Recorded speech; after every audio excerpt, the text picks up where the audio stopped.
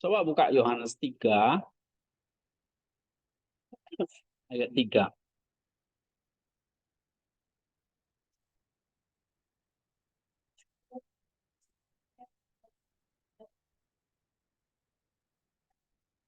Iya.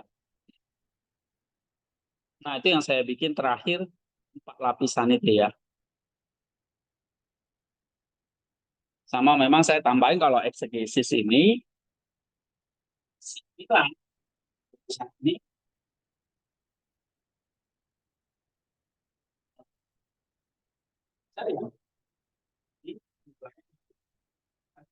saya bikin sebuah komik. Misalnya salah satu ya, sebuah khotbah atau sebuah pengajaran, renungan yang bisa memberkati jemaat. Nah, makanya saya bilang 4 lapisan ini kan berarti love-nya di sini, ya kan? L-nya itu ya 4 lapisan itu. Nah, homilinya ini berarti ya kita membagikan ya, apa yang kita tahu. Nah, tadi kita udah baca ya. Coba sekarang kita lihat Webworks-nya ya, atau Unatext aslinya.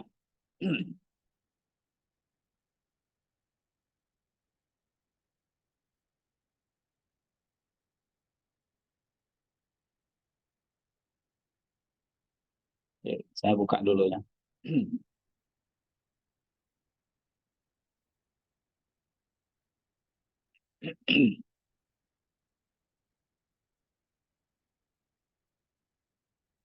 Oke, udah ya. Kalau di sini juga ada nih ya. Yohanes 3 ayat 30 ya. Bukan ayat 3 ya. Sorry. Tadi kamu baca ayat berapa? Ayat 30. Coba baca. Yohanes 3 ayat 30.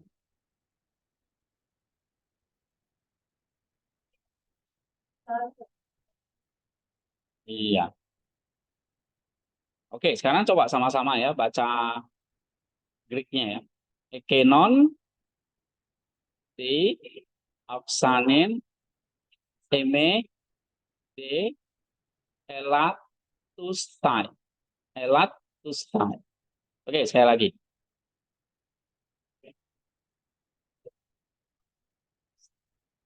Oksanin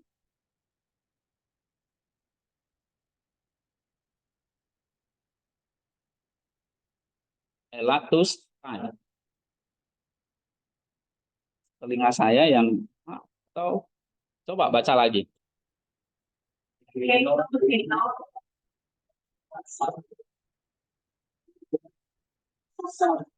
Ekenon de Oksanin eme de elatus. Coba kamu.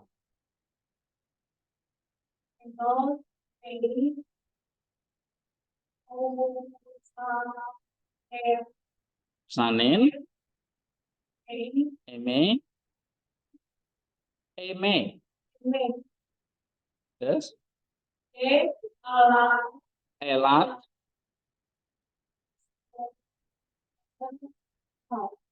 elatus. Nah, ya. Nih, sarfat. Ekenon.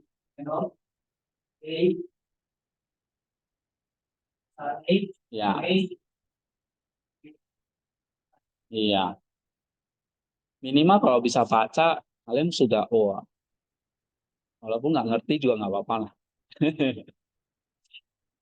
Nggak, maksud saya, teks asli itu ya berarti kamu udah harus bisa baca, ya, dan nulis. Nulisnya masih ingat kan? Nah, bacanya ini ya repot nih kalian. Itu teks asli. Teks aslinya, coba baca sekali lagi. Hmm, iya, ini kan teks asli. Oh, kamu tahu di versinya BGT ini teksnya dari Nestor Aland, ya, critical text. PYZ ini dari teks Bizantin. ya, atau majority text, teks mayoritas. Ini biasanya gereja-gereja timur pakai bapak-bapak gereja ya. Kalau BGT, teks critical text ini ya banyak dipakai oleh para sarjana sekarang. Oke. Nah, tapi kamu harus bisa baca dan nulis dengan lancar.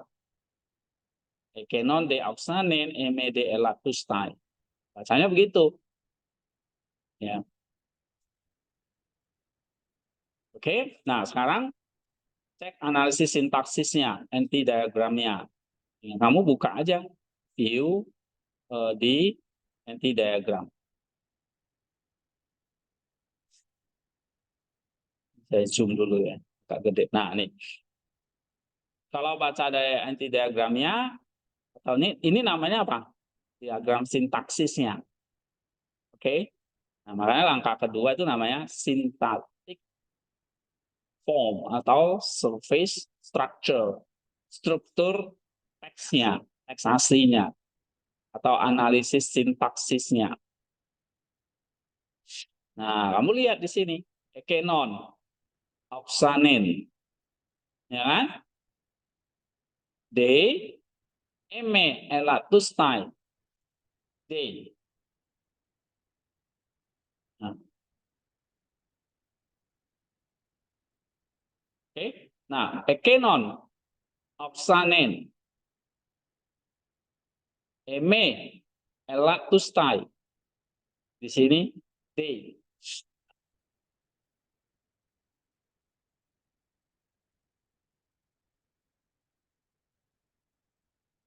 Ya. Nah, sekarang lihat penjelasannya.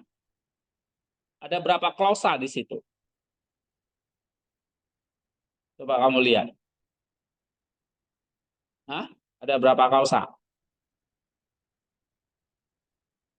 Satu atau dua? Klausa satu, ekenon de auxanen. Ya kan? Klausa kedua, eme de elatustai. Eme de elatustai. Eme de elatustai. Ini satu. Baru ini satu. Ini kan ada jelas sudah ada berapa nih? Dua. Ini satu. Ini satu. Oke? Nah, kalau misalnya saya tanya ini ada berapa ini? Ini satu, ya kan? Ini satu, dua. Ya kan? Jadi ada estin, estin, lale. Nah, berarti ada tiga klausa nih. Satu, dua, tiga.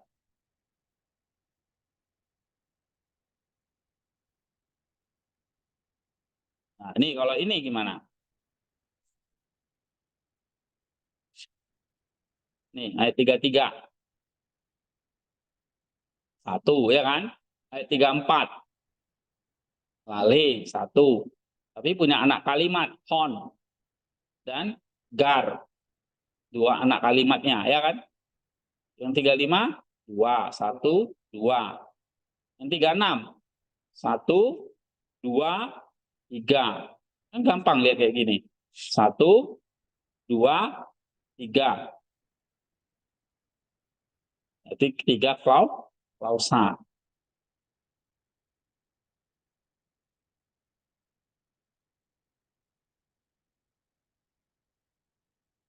Nih, 31A. Ini berapa klausa nih? Satu, dua, tiga. Jadi belajar dari klausa dulu, dari yang kalimatnya dulu. Ini berapa? Dua, satu, dua. Ya.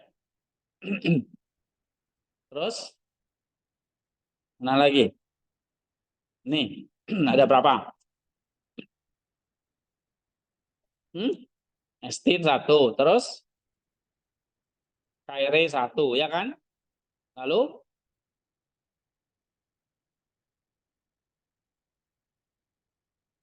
lalu ada yang ini satu ya. Nah, tiga nih, satu, dua, tiga. Tapi ada anak kalimat nggak?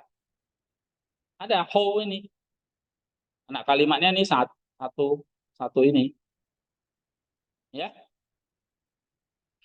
Terus. Nih, 28. Berapa itu? Berapa klausa?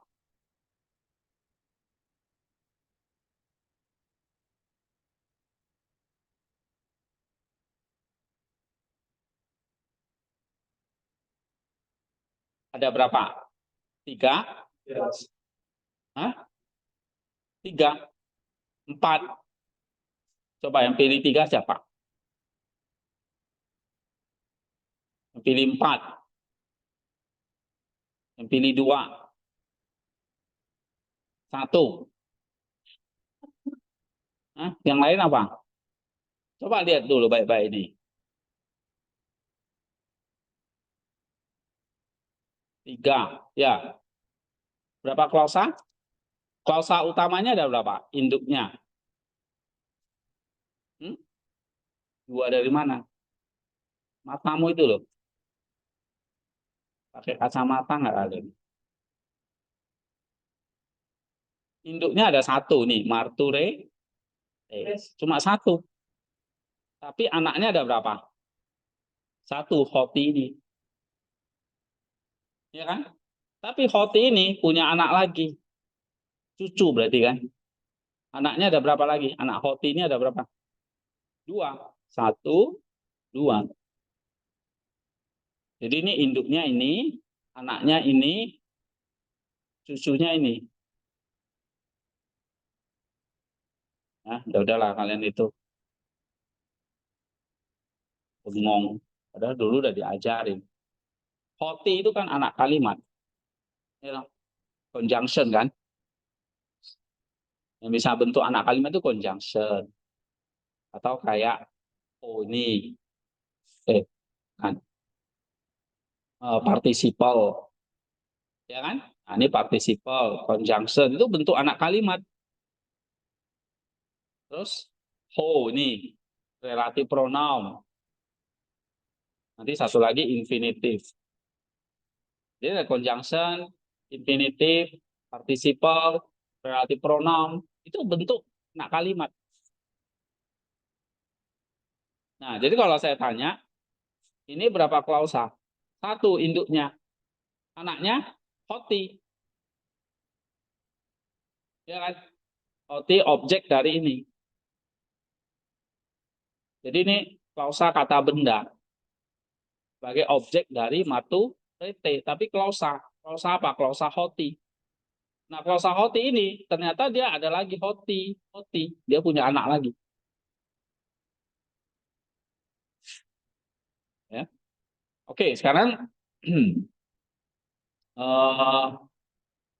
kita lihat dulu. Misalnya 33.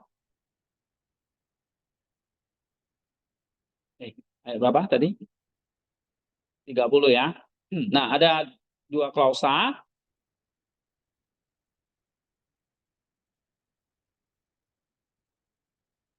Ini. Yang dihubungkan dengan the. Ekenon oksamen D dengan eme elatus tai D. Ya kan?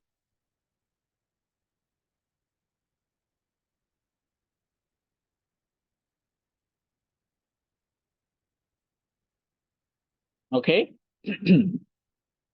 Nah, ini dia. Jadi ekenon oksamen D eme elatus tai D. Ya. It is necessary for him ya to grow, but for me to make lower.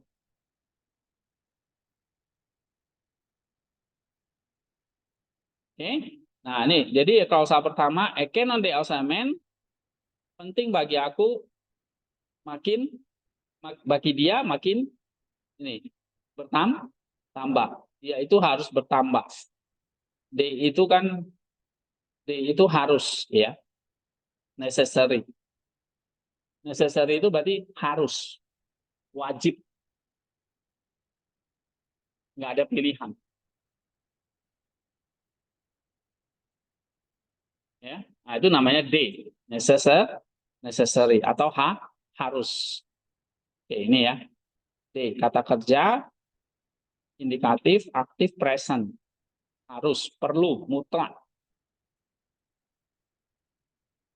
Sehingga dia itu harus bertambah. Sedangkan aku harus berkurang. Nah, berkurang itu elatustai. Infinitif. Coba kamu lihat di sini ya. Nih, ini dua-duanya infinitif.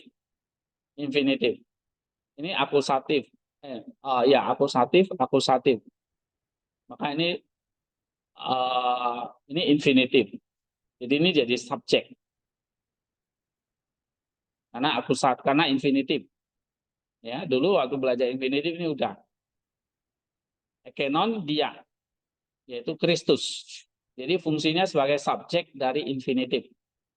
Sedangkan eme itu juga sama, akusatif. Ya kan? Akusatif kan kalau di parsing. Tapi dia bukan jadi objek. Jadi subjek nih. Subjek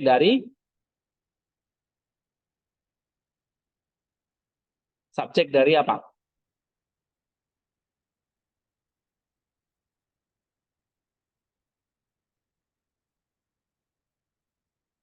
Subjek dari infinitif.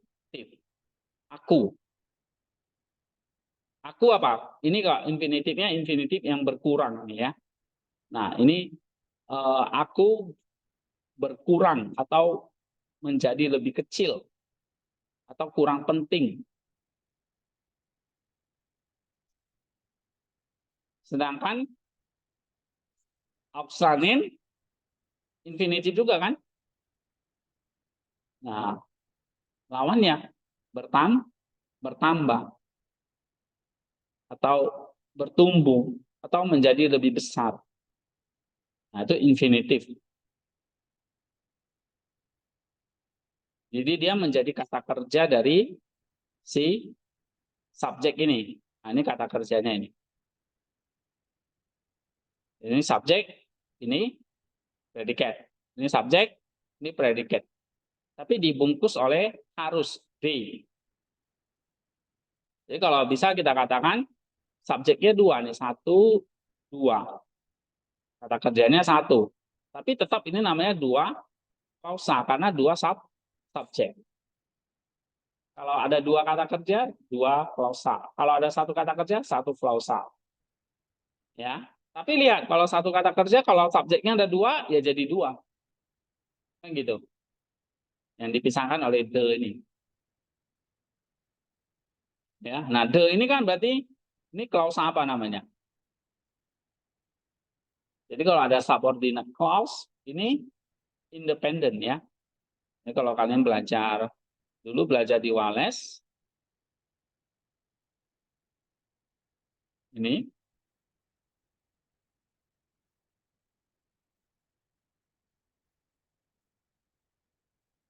nah, ya kan ada the nih.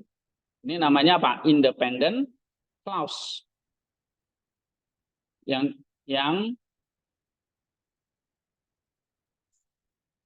apa? Independent clause yang pakai the. Kontras berarti.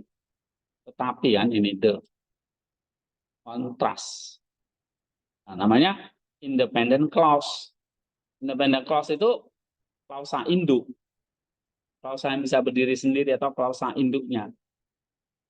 Tapi dia bisa diperkenalkan oleh sebuah conjunction coordinating. Nah, contohnya itu the, tetapi. Tetapi itu berarti menunjukkan apa? Kontras. Maka di sini ada the kan? Menunjukkan apa? Kontras. Berarti ada dua nih. Satu, dua. Independent clause dengan kata kerja yang sama yaitu the. D. Ya, maka dua clause. Dua clause. Walaupun kata kerjanya satu. Tapi subjeknya ada berapa nih? Dua. Subjeknya nih, ekonon ausamen, eme elatustai. Artinya dia harus bertambah, tetapi aku makin berkurang. Nah, harus bertambah, dia, aku harus berkurang. Nah, itu D-nya itu di sini mengikat. Tapi namanya tetap dua klausa, karena dua subjek. Nah, tapi yang dipisahkan oleh the. The itu menunjukkan kontras. Yesusnya bertambah, aku makin kecil. Nah, itu kontras. Ya. Nah, di sini ekenon de auxanen. Oke. Nah, klausa keduanya coba saya tulis ini ada yang salah nggak nih? Ayo, apa yang salah?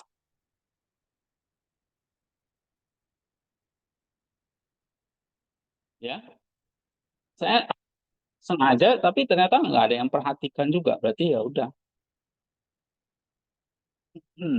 Ada yang salah itu. Apa yang salah?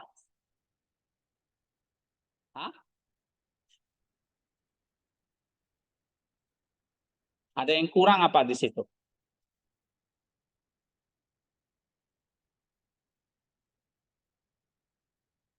Apa yang kurang di situ? Klausa pertama udah benar, ekenon de ausanen. Klausa keduanya eme de elatustai. Ada yang salah itu apa itu? Lihat ini. Klausa pertama apa? Ini kan. Klausa kedua ini, ya kan? Klausa pertama apa? Ekenon ausanen de. Klausa kedua eme elatustai de, ya kan? Nah, di sini yang salah mana? Hah? D-nya. Nah, ini bukan de tapi D. Ini loh.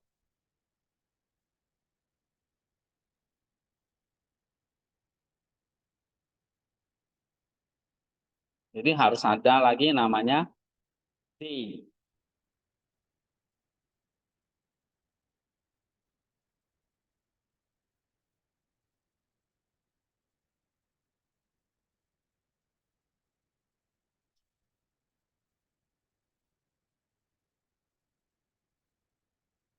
Nah, gitu. The MED elastustai.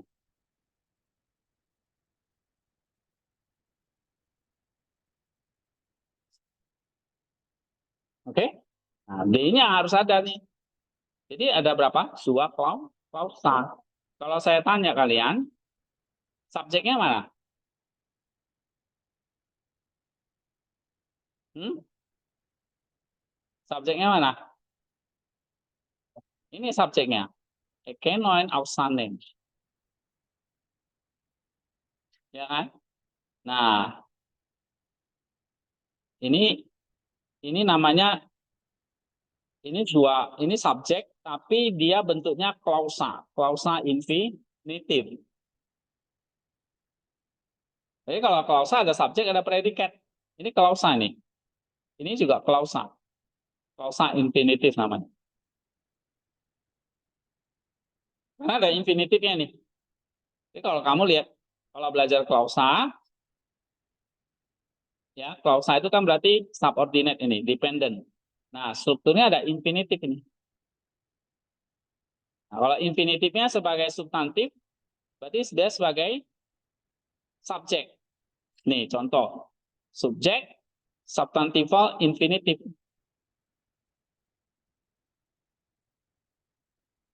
Kalian udah pasti nggak ingat lah. Ini kan dulu saya bahas kan. Satu-satu kita lihat contohnya.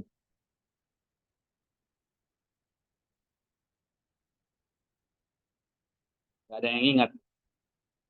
Ini kan, ini namanya subjek, tapi dari infinitif. Substantival infinitif. Ini klausa ini namanya. Ekenon auxanen. Klausa infinitif. Tapi sebagai subjek. Nih, dia sebagai subjek. Subjek, tapi ada klausa infinitif namanya. Tapi ada participle, ada hoti, hina, ini juga bisa. Ya. Nah, infinitive bisa membentuk klausa subjek, klausa kata benda. Nih, substantive clause atau klausa kata benda sebagai subjek, nanti sebagai objek, bisa sebagai predikat nominatif. Nah, dia sebagai subjek contohnya kayak gini. Ini subjek tapi berasal dari infinitif, klausa infinitif. Nah, ya. Jadi dia berkurang, dia bertambah, aku berkurang. Oke?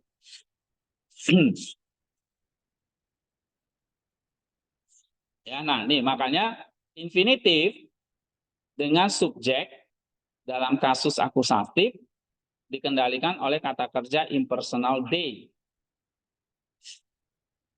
Ya, atau klausa infinitif.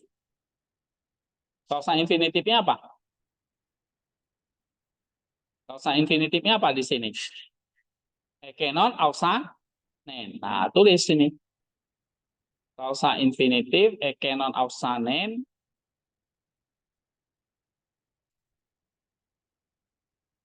Oke. Sebagai subjek dari apa? Kata kerja D. Paham nggak ini? Ya. Nah, yang bawah juga sama. Infinitif dengan subjek akusatif me dengan D yang tersirat dari klausa sebelumnya. Ya. Nah, ini klausa infinitif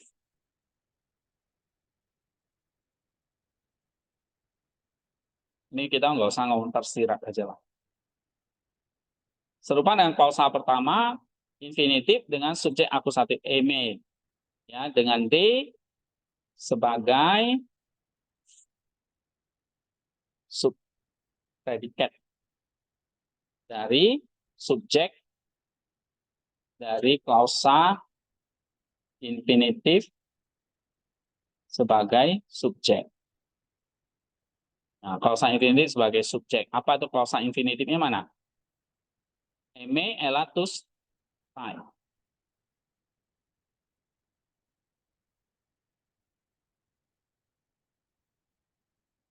Klausa infinitif sebagai subjek me elatus tai. Oke, ini dia. Jadi sekali lagi saya tanya, ekenon ausanen ini apa? Subjeknya, tapi bentuknya anak kalimat.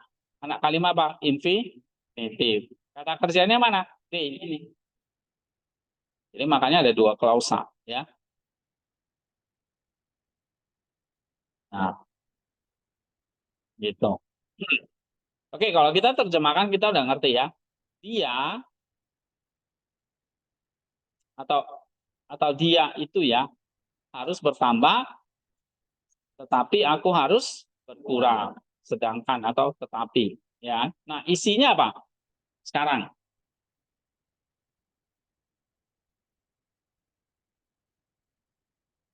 isinya ini. Satu, keharusan bagi Kristus untuk bertambah, keharusan bagi Yohanes untuk berkurang. Ya kan? Subjek Kristus plus keharusan ilahi proses berkelanjutan. Subjek Yohanes plus keharusan ilahi ada D, proses penurunan yang diterima atau dialami. Ya. Jadi ada dua klausa. Isinya ya berarti klausa satu apa? Kristus bertambah. Klausa dua, Yohanes berkurang. Nah, itu maksudnya. Nah, ini namanya isi. Oke, sekarang coba kita bikin konteks historisnya atau naratifnya. Coba baca email. Sampaikan dalam pemberian hadiah akan ditulis dari 80 sampai 95. Catatan ini adalah Yohanes sebagai terhadap laporan murid-muridnya mengenai popular yang meningkat yang menimbulkan kecemburuan. Yohanes 3 ayat 5 sebagai daerah. Konteksnya adalah momen krusial transisi layanan dari Yohanes sebagai utusan yang mempersiapkan jalan. Ada yang ketiga ayat 1 Yohanes 1 ayat 3. Pada kehadiran dan pelayanan Sang Mesias, murid-murid Yohanes melihat pelayanan Yesus sebagai kompetensi, tetapi Yohanes melihatnya sebagai penggenapan rencana Allah yang menghadirkan perannya sendiri, kemudian agar peran sentral tersebut menjadi nyata. Konteksnya apa ini?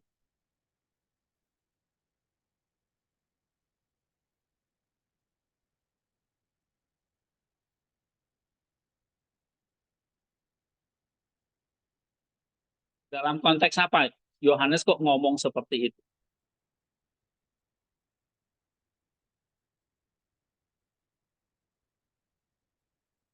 Itu kan di situ tadi yang kamu baca itu tadi email.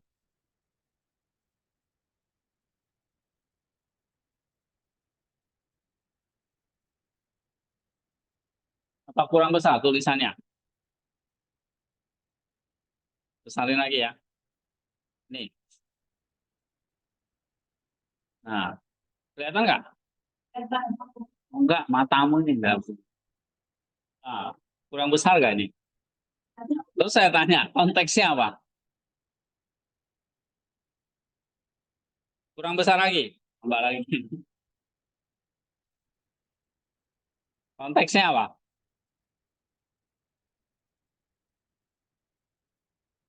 Iya, jadi mau konteksnya transisi nih ya kan? Transisi dari pelayanan Yohanes kepada pelayanan Sang Mesias. Konteksnya apa? Kurang besar lagi? Tambah besar lagi deh.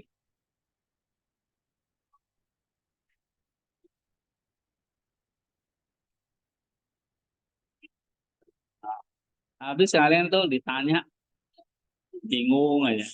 Padahal udah di situ. Oke, jadi konteksnya adalah transisi pelayanan dari Yohanes sebagai utusan mempersiapkan jalan pada kehadiran dan pelayanan Sang Mesias Yesus Kristus. Ya, jadi ada transisinya. Yohanes mempersiapkan jalan, nah baru Sang Mesias itu sebagai jalan. Tapi murid-murid Yohanes melihatnya itu sebagai apa?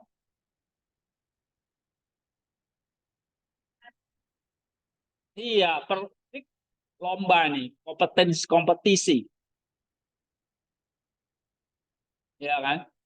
Makanya dia tuh murid-murid Yohanes ini jadi kalah popularitas dengan murid-murid Yesus. Nah, ada kecemburuan. Coba kita baca ya. Yohanes 3, 25, 26. Bukan berlebihan dan tak manis dan sulit tentang demikian. Lalu mereka datang kepada Yohanes dan berkata kepadanya, Nabi, orang mengetahui dengan engkau untuk berang yang benar yang tersedia engkau telah memberi kesaksian, ia berlaku juga dan semua orang pergi kepadanya. Iya. Nah, jadi ini ada kompetisi di sini. Ada kecemburuan di antara murid-murid Yohanes. Tetapi Yohanes responnya bagaimana?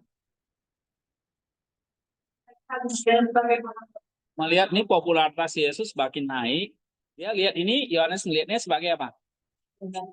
Iya, penggenapan. Justru dia lihat dia bukan soal kompetisi kan, kayak murid-murid dia lihat inilah rencana Allah yang digenapi. Supaya apa?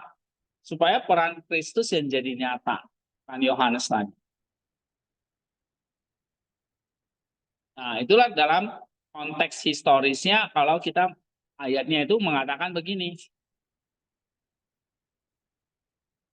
Di tengah-tengah itu ada terjadi perlombaan.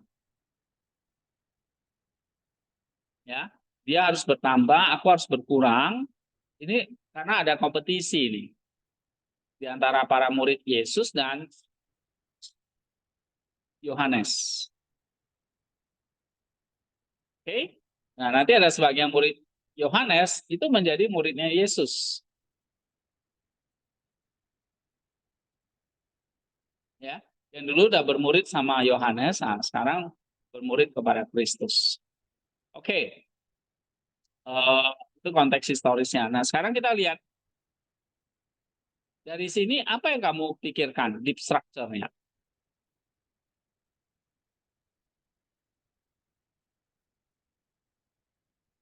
Tadi kan ayatnya udah ngerti nih, konteksnya udah jelas. Nah, kamu pikirkan apa?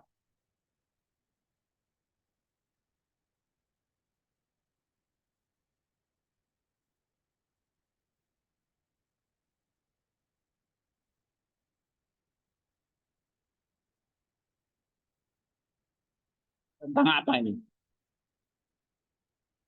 Hah? Kerendahan hati apa? Kerendahan hati dari Yohanes ya. Oke, terus? Ayo, ini kan pikiranmu bebas, kamu bisa mengutarakan pendapatmu ini, ya kan? Nah, tafsiranmu apa? Jangan lihat yang lain dulu, kamu dulu coba. Deep structure-nya ini kan pikiranmu apa dulu? Aku harus makin berkurang, Kristus harus makin bertambah.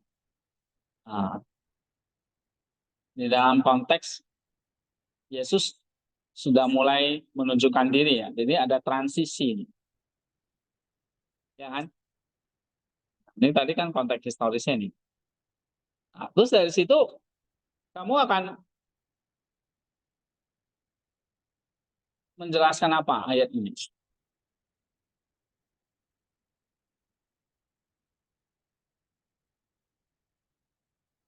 Tadi ada jawab kerendahan hati. Ya kan nggak cuma tulis dua kata itu doang kan? Paling tidak kamu tulislah satu paragraf. Apa lagi?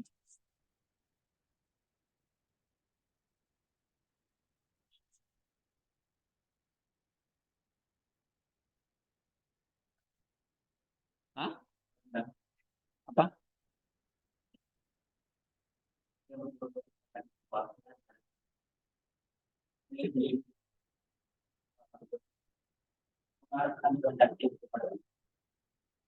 Mengarahkan kehendaknya kepada Kristus. Oke. Oke.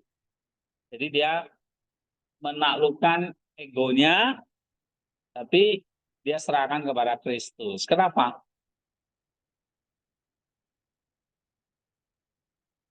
Kenapa?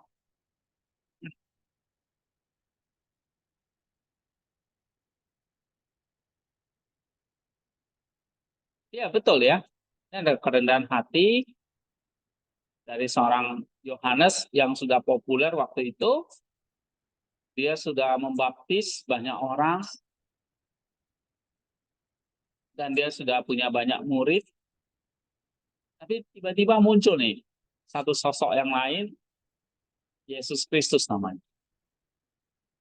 Murid-muridnya sendiri ini merasa tersaingin, ya kan?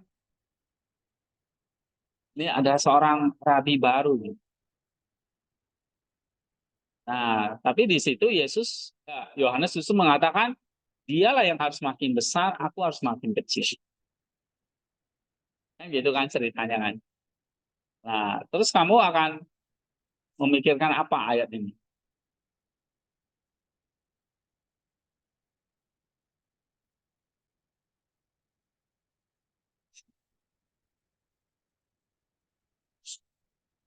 Hmm?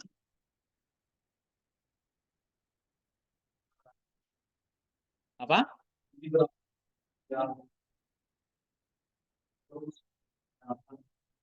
Dalam penjelasan apapun yang dikerjakan oleh dilakukan itu bukan menyadari bahwa itu bukan kekuatan diri sendiri tetapi itu adalah dari Tuhan. Ya, ini kamu kayak udah lompat sampai aplikasi. Oke, nggak apa-apa. Coba lihat dulu. Berarti kalau di sini misalnya kamu akan jawab, Yohanes bisa melihat visi Allah. Nah, kan gitu kan? Apa yang membuat dia ngomong seperti itu? Karena dia tahu dialah yang harus makin besar karena dialah itu sang Messi, saya bukan. Atau misalnya kamu akan lihat, inilah tujuan pelayanan aku tercapai. Bukan aku yang besar, aku cuma mempersiapkan jalan. Ya kan? Supaya sang Messi itu bisa jalan. Ya gitu. Nah, berarti seorang Yohanes ini punya apa dia? Hah? Kesabaran, kesadaran. Pikir kesabaran, nggak nyambung. Kesadaran atau punya visi ya kan, bahwa ada Kristus yang akan datang, yang akan menjadi jalan keselamatan dari Allah. Nah, berarti dia punya vision, misalnya gitu. Ya kan? Punya visi, punya kerendahan hati. Apa lagi? Hah? Atau mungkin kalian akan pikir, Yohanes itu mungkin udah capek melayani, misalnya. Ya, udahlah gantian Yesus saja lah. Ini bangsa Israel juga percuma, dikhotbahin juga percuma, gitu. Datang tuh mampus itu, karena gitu ya. Tahu kalian mungkin berpikiran seperti itu. Mungkin Yohanes sudah capek, udah waktunya dia pensiun, ganti Yesus. Ya, itu ya. Nah, itu bisa dibantah. Karena pada saat itu Yohanes masih banyak murid. Dia popularitasnya juga sedang naik daun. Ya kan? Bukan naik becak, naik daun. Nah, ini orang yang lagi popularitasnya tinggi, ya. Maka di situ dikatakan murid-muridnya cemburu kan. Itu artinya apa? Murid-muridnya merasa tersaingi nanti kan. Nah, murid-muridnya begitu, apalagi gurunya kan. Oke. Apalagi? Ada satu lagi ide yang lain? Masa nggak ada ide lain? Jadi kalau dikatakan Yohanes itu eh, sadar, ngerti, ada transisi, ya. Atau kamu akan mengatakan Yohanes itu sudah capek melayani, bisa-bisa aja kan. Tapi kamu lihat konteksnya kan, dia lagi sedang populer, gitu. Dan dia justru mengatakan yang tidak logis gitu ya kan. Lagi populer-populernya kok eh, disuruh mundur,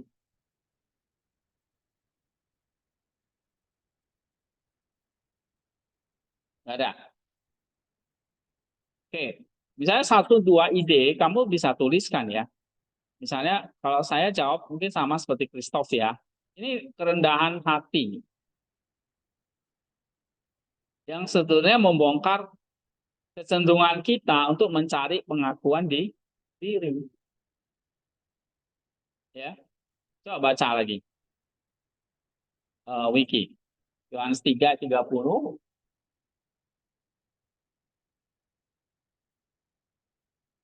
Nih, baca ini. Kita mengungkapkan semua paradigma tentang hati teologis yang berdasarkan beberapa kehidupan tangan yang mungkin mencari maksudnya. Itu dia. Oke, ini jelas ya. Ini Yohanes ini membongkar kecenderungan alami manusia untuk mencari pengakuan diri. Makanya nggak heran tuh sekarang media sosial tuh jadi ajang untuk pamer-pamer ya kan. Nah, itu hati-hati, ini kecenderungan alami manusia untuk pamer supaya dia diakui.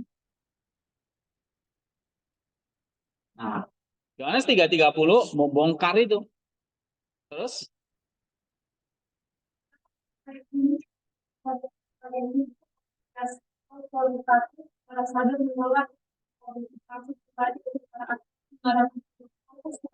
Nah, ini dia yang penting. Jadi dia menolak untuk memuliakan dirinya, tapi kita harus mengarahkan atau kemuliaan itu kepada Kristus. Nah, itu dia. Terus? Yang merupakan penolakan terhadap egoisme demi mengutamakan. Nah, menolak egoisme spiritual. Yohanes kan ngajarin orang bertobat. Tapi nggak cukup. Harus menuntun orang itu kepada kebenaran yang sejati. Kebenaran ilahi. Nah, itulah Sang Kristus itu. Sama. Saya ngajarin kalian, wah, ini bagus. Bagus, ini bagus. Tapi nggak datakan ini. Itu bukan kebenaran. Kebenarannya apa tadi? Kasih itu H. Ya kan? Nah, itu kebenaran. Tapi kalau saya ngajarin kalian pintar, ngajarin kalian punya hak, ngajarin kalian tampil, tapi nggak punya kasih. Nah, itu namanya kayak egoisme spiritual. Kita mau pintar sendiri dan sebagainya. Tapi nggak ada kasih. Paulus bilang, itu tong kosong nyari duit. Ya, walaupun kamu bisa 1000 bahasa. Apalagi tadi, coba baca 1 Korintus 11.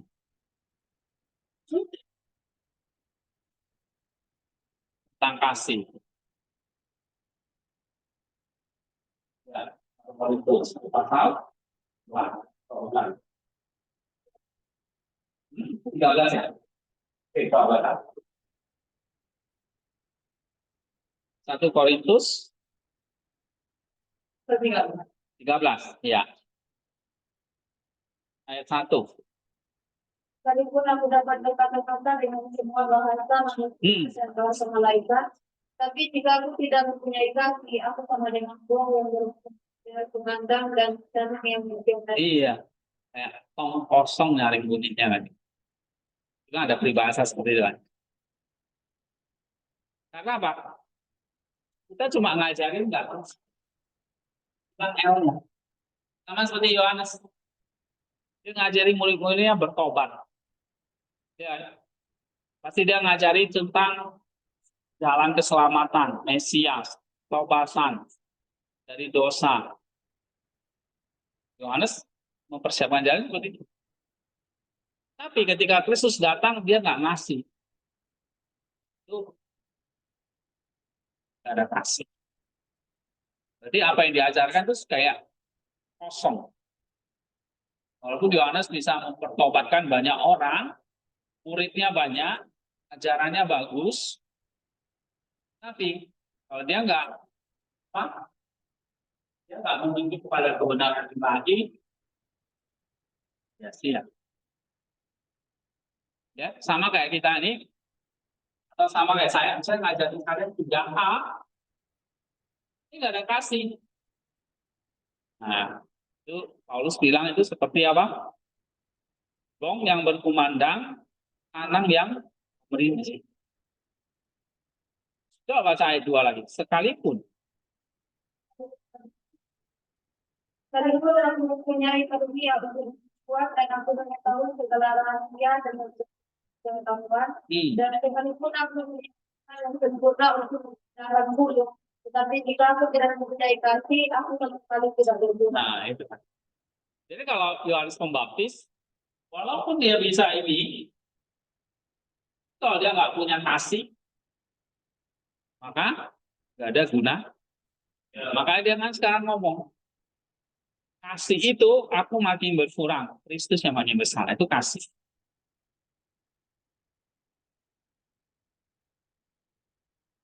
Ya. Jadi kalau kita ngerti ini, heart and hands, ini bukan makin besar. Headnya Yohanes besar, ya dia nabi. Heartnya, jiwanya jelas, ya. Hands-nya dia punya banyak murid, populer. Nah, justru harus makin kecil. Gitu. Jadi kalau makin besar, nggak mendatangkan loh. Makin kecil, mendatangkan. Ya. Oke. Jadi bukan egoisme spiritual, tapi kebenaran. Nah, kalau saya ngajarin kalian ini belum kebenaran. Misalnya saya ngajarin kalian 1 tambah 1 tambah 1 gitu doang. Ini kebenaran. Kalau matematika misalnya, ini kebenaran belum harus ini baru lengkap. Ya kan?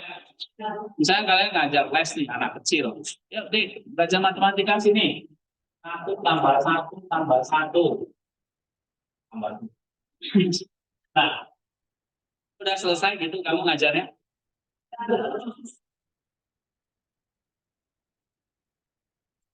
Ini deh ya, 1 tambah 1 tambah 1. Gitu. Kan nggak mungkin kamu ngajarin seperti itu kan? Kamu harus ngajarin yang benar, kan? Ininya nggak boleh hilang. Jadi kalau di sini ada H, H, H, harus sama dengan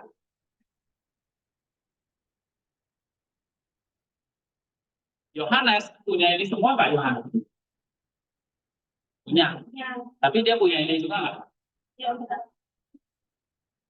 Punya, karena dia ngomong di ayat 30 itu tadi. Atau makin ke ya makin kecuali dia ngomong gini, aku harus maju besar. Kita singkirkan Yesus itu. Ya kan? Berarti L-nya ada L, tapi jadi apa? Apa?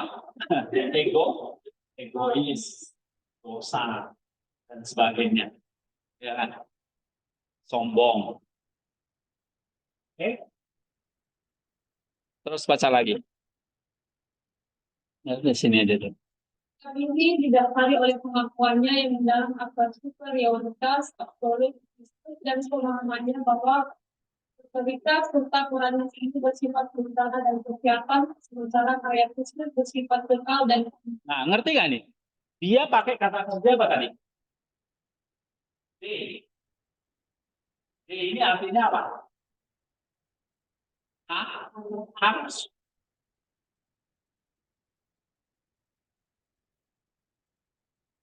Ini bukan ngomong aku makin kecil, tapi aku harus makin, dia harus, ada kata harus nih.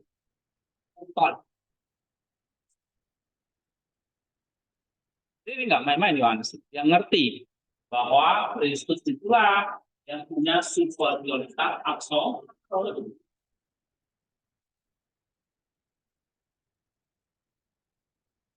Love itu mutlak. 1 tambah 1 tambah 1 harus 3 kan? Mutlak kan? Kalau kamu tulis 2, salah. Kamu tulis angka yang lain di luar 3 itu pasti salah. Mutlak. Ya walaupun ada matematika bilangan apa itu yang 1 tambah 1 tambah 1 itu buat 3 enggak. Jadi kita bicara yang normal ya. 1 tambah 1 tambah 1 itu mutlak. Kan? Jadi L itu mutlak. Love itu mutlak nggak? Allah itu mutlak. Kristus itu mutlak. Absolut. Jadi kalau kita ngerti Kristus itu absolut, itu mutlak, ya udah ngapain kamu berlomba sama dia? Kan gitu Yohanes mikirnya. Ya. Nah, pengakuannya yang dalam atas superioritas absolut Kristus. Dia ngerti Kristus itu absolut, maka dia bilang harus makin besar. Dan dia ngerti bahwa otoritas perannya sendiri hanya sementara. Jadi aku harus makin kecil. Persiapan doang dia. Ya. Sementara karya Kristus itu bersifat kekal dan puncak. Coba baca 1 Yohanes 1:27. Dan kemudian dari Kebutuhan khususnya pun harus dimana. Iya. Oke, nah itu. Jadi pelayanan dia sementara Kristus tahun dan puncak. Dengan demikian, pernyataan Yohanes menjadi manifestasi praktis dari konsep pengosongan diri. Jadi dia makin kecil, makin kosong. Ya. Nah, kemudian baru-baru ini itu Pope Franciscus ya, Paus Franciscus,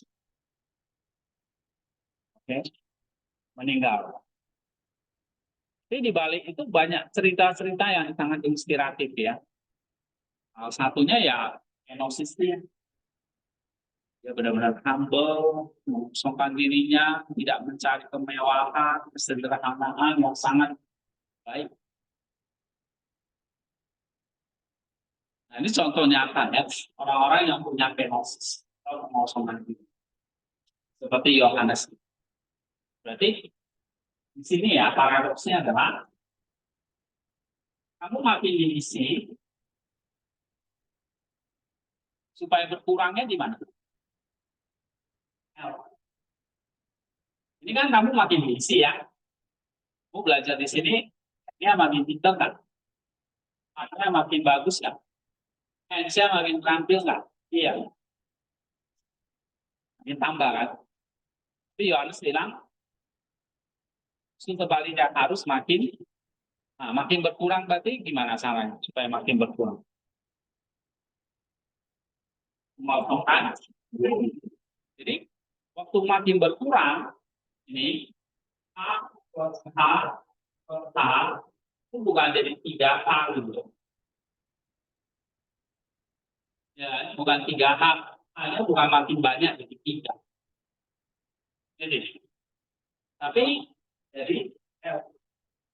Nah, berarti waktu kamu love, nanti di situ adalah kenos. Kenos itu berarti apa? Ini kan udah bertambah kan? Nah, dikosong. Keluarin. Ibarat bisa kamu dapat uang 1 juta, kamu nggak nambah terus jadi 10 juta, 100 juta, 1 miliar itu enggak. Tapi kamu habisin. Kalian suka habisin uang. Kosongin. Jadi apa yang di kepalamu itu dikosongin, apa yang di hatimu itu dikosongin, apa yang di tangan itu dikosongin. Lalu jadi L. Kalau bertambah jadi 3. Ini kalau matematika kan gitu. X tambah X sama dengan 3X. Ya kan? Tambahan namanya 3H. Ini makin bertambah kan? Kita nggak pakai. Kita pakai L. L itu berarti apa di sini? Oh, kosong. Apa yang kosong? Hanya dikosongin. Berarti Yohanes. N-nya bertambah? Iya. Pengikutnya tambah banyak kan? Iya. Artinya pasti bagus ya. Kalau enggak ditinggal harus di. N-nya apa lagi? Ya kan? Ini makin berkurang. Nah, itulah menunjukkan dia tuh apa? Sehingga kalau ini orang semakin berkurang, berarti inilah L itu menunjukkan apa? Sama seperti Allah mengasihi manusia kan? Dia turun jadi manusia, dia kenosis. Nah, itulah maka kita mengatakan Allah itu kasih, karena kenosis. Nah, manusia bisa seperti Yohanes ini. Kenosis. Artinya headnya dia nggak semakin tinggi. Kosong. Heartnya kosong. Hands-nya kosong. Nah, ini yang sulit. Karena kecenderungan kita apa? 3H atau F? 3H. Kecenderungan kita contoh ya. Kita punya uang 1 juta. Kita ingin nambah lagi. Ya kan? Nah, itu kita cenderungnya tipe X gitu. Kan jadi L. Kalau jadi L berarti apa? Harus kenosis. Kalau jadi kasih harus kenosis. Nah, itu yang nggak gampang. Ya. Oke, coba baca lagi. Bukan, Karena branding pemain yang memprioritaskan kemuliaan Allah di atas segala bentuk ambisi manusiawi. iya. Sehingga ini nggak abstrak ya. Ini bukan doktrin abstrak, tapi harus jadi gaya hidup. Nah, jadi gaya hidupnya itu adalah gaya hidup kenosis yang konsisten memprioritaskan kemuliaan Allah di atas segala bentuk ambisi manusia. Seperti kayak pengakuan diri tadi, sombongan tadi ya. Nah, ini kalau kamu lihat aja lah di medsos, media sosial itu kan semua gitu kan. Apa yang ditonjolkan? Lihat Allah atau ambisinya? Ambisinya.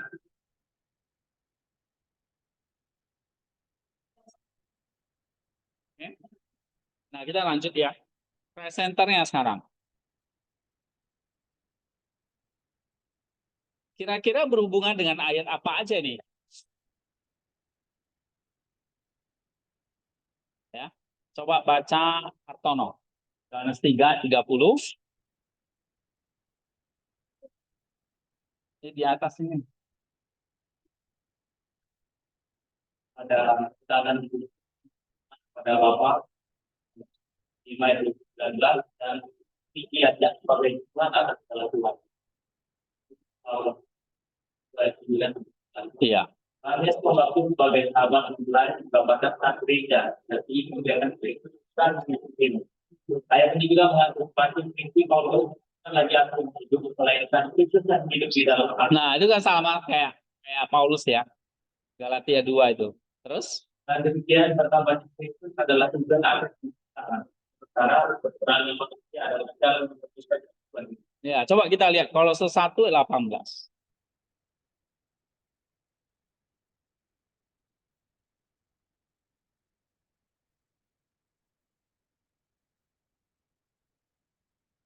Itu lempar apa aja berisik banget. Kolose 1:18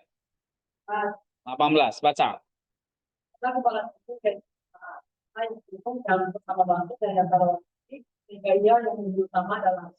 Dia lebih utama dalam segala sesuatu.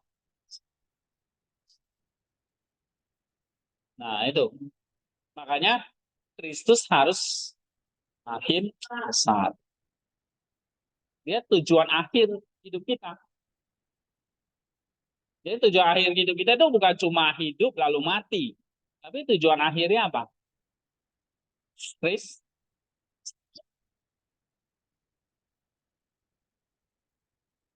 Nah, kalau berkurangnya manusia, ini adalah jalan menuju ke sana. Karena Kristus jalannya jalan kenosis. Kita juga begitu.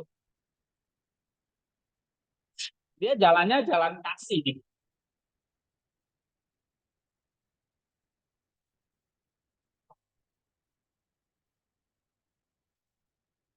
Jalan mana nih? Kayak kamu ada jalan nih. Mau kemana nih? Mau ke tol. Lewat jalan kan? Enggak mungkin kamu tiba-tiba terbang gitu. Lewat jalan. Jalannya apa? Jalan menuju mana? Nah, jadi kalau waktu rumusnya itu A plus A plus A sama dengan L. Nah, itulah menuju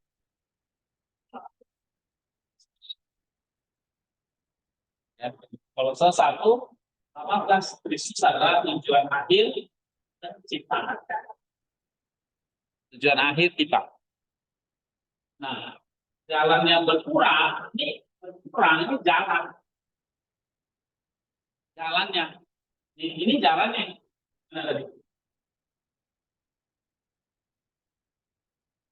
Kenosis. Kamu diisi kosongin. Kamu diisi kosongin. Kamu diisi kosongin. Pokoknya nggak boleh disimpan, mesti dikosongin. Ya, kalau kamu simpan itu jadi senjata, nggak berlaku. Harus jadi L. L itu berarti ini. Kamu diisi di sini L-nya apa? 4. Nah, ini jalan tadi. Berkurang. Berkurang jalan menuju persetujuan dengan. Ya, kan Yohanes bilang, Yesus yang bertambah, aku berkurang. Berkurang itu kan kenosisnya. Ini jalan menuju.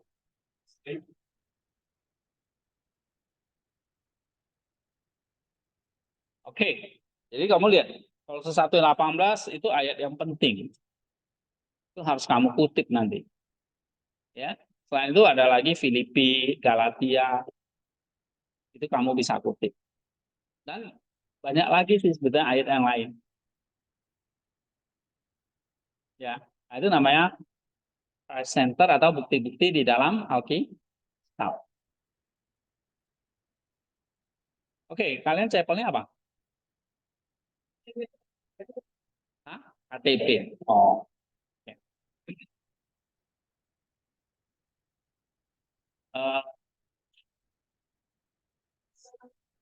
ini tinggal beberapa. Ini sebenarnya masih panjang. Nanti kalian bisa baca sendiri. Ya. Kita masuk lagi nanti setelah cepel ya. Oke.